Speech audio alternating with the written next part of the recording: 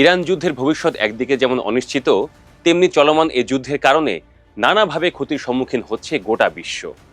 বড় ক্ষতির মধ্যে জ্বালানির কথাটাই বেশি ফোকাস পাচ্ছে।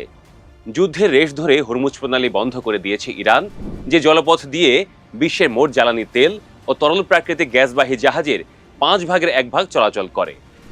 এতে করে তেল ও গ্যাসের দাম বাড়ছে স্প্রিং এর মতো। বাড়তে বাড়তে তেলের দাম ব্যারেল প্রতি $150 পৌঁছতে পারে। তেল সরবরাহ কমে যাওয়াতে এলএনজি এলপিজি খুঁজছে তেল ভোগীরা। চান্সে বাড়ছে সেগুলোর দামও। কম করে হলেও 40% বেড়েছে তরল গ্যাসের দাম। এত দূরের ঘটনায় বাংলাদেশে বসে সুখে থাকার কোনো কারণ নেই। বাংলাদেশ জ্বালানিতে আমদানি বা বিদেশ নির্ভর, সুতরাং সংকটে অলরেডি পড়ে গেছে বাংলাদেশও। যদিও এদেশের সরকার আশ্বাস দিয়েছে সমস্যায় ভুগবে না বাংলাদেশ। দর্শক, যুদ্ধবাজরা আমার আপনার মতো সাধারণ মানুষের কথা ভাবে না। যুদ্ধ হয় যুদ্ধের মতো করে, ক্ষতি হয় আপামর জনতার। ইরান যুদ্ধ বিশ্ব শান্তি হুমকিতে ফেলার পাশাপাশি মানুষের জীবন প্রণালীকে স্থবির করে দিয়েছে। আজকে সুনির্দিষ্টভাবে জ্বালানির কথা আমরা শুনবো, যে জ্বালানি কিনা জ্বালাতনের কারণ হয়ে দাঁড়িয়েছে। আন্তর্জাতিক গণমাধ্যমগুলো তথ্য অনুযায়ী বৃহস্পতিবার ব্রেন্ট ক্রুডের দাম $1.67 বা 2.05% বেড়ে প্রতি ব্যারেল $83.07 পৌঁছেছে। আমেরিকান ওয়েস্ট টেক্সাস ইন্টারমিডিয়েট ক্রুডের দাম $1.94 বা 2.60% বেড়ে $76.60 পৌঁছেছে। ক্রুড হচ্ছে অপরিশোধিত জ্বালানি তেল। বাংলাদেশের বাস্তবতায় নিশ্চয়ই আপনার মনে প্রশ্ন জাগছে, সারা বিশ্ব যেখানে জ্বালানি নিয়ে ভুগছে, সেখানে বাংলাদেশের সরকার এত স্বস্তিতে কি করে আছে? মঙ্গলবার বাংলাদেশ পেট্রোলিয়াম কর্পোরেশন বিপিসি জানিয়েছে, দেশে বর্তমানে 1,36,000 মেট্রিক টন জ্বালানি তেলের মজুদ রয়েছে। আরও সহজ করে বললে, ডিজেলের 14 দিন, অকটেনের 28 দিন, পেট্রোলের 15 দিনের মজুদ রয়েছে। বিপিসির দাবি, বর্তমানে দেশে যে পরিমাণ মজুদ রয়েছে তাতে দাম বাড়ার কোনো কারণ নেই।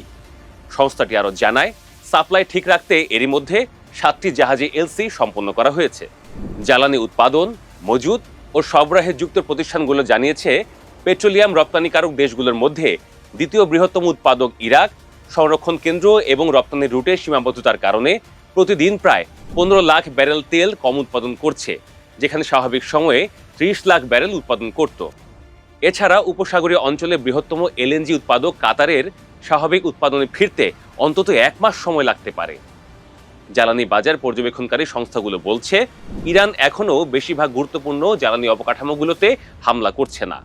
এমনিতেই হরমুজ প্রণালী বন্ধ করে রেখেছে দেশটি, যে প্রণালী দিয়ে প্রায় 90% তেলবাহী জাহাজ চলাচল স্থগিত আছে। বাকি 10% জাহাজ চলাচল করছে অত্যন্ত ঝুঁকি নিয়ে।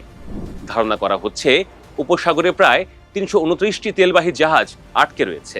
এখানে একটা টুইস্ট আছে। ইরান যুদ্ধের কারণে সৃষ্ট সংকটে তেল নিয়ে তেলেসমাতি দেখাতে পারেন রাশিয়ার প্রেসিডেন্ট ভ্লাদিমির পুতিন। কিভাবে? ইরান যুদ্ধের প্রভাবে রাশিয়ার ইউরালস তেলের দামও বেড়ে ব্যারেল প্রতি $57 ওঠে। অথচ ইউক্রেন যুদ্ধের কারণে পশ্চিমা নিষেধাজ্ঞার মুখে রাশিয়াকে ব্যাপক ছাড়ে তেল বিক্রি করতে হচ্ছিল। গত ফেব্রুয়ারির শেষের দিকে রাশিয়ার তেলের দাম ব্যারেল প্রতি $40 নেমে এসেছিল। বিশ্লেষকদের ধারণা, ফাঁকতালে রাশিয়ার তেলের চাহিদা বেড়ে যাবে এবং বাজার বিবেচনায় পুতিন নিজের সুবিধা মতো দামে তেল বিক্রি করতে পারবেন।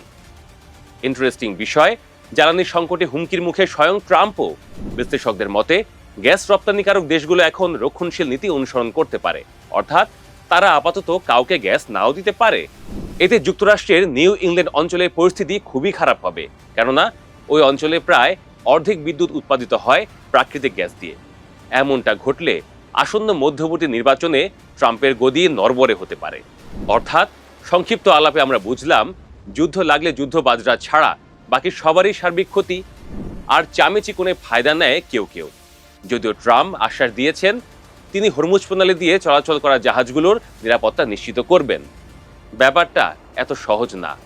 ইরান যে বন্ধ করে রেখেছে ওই পথ,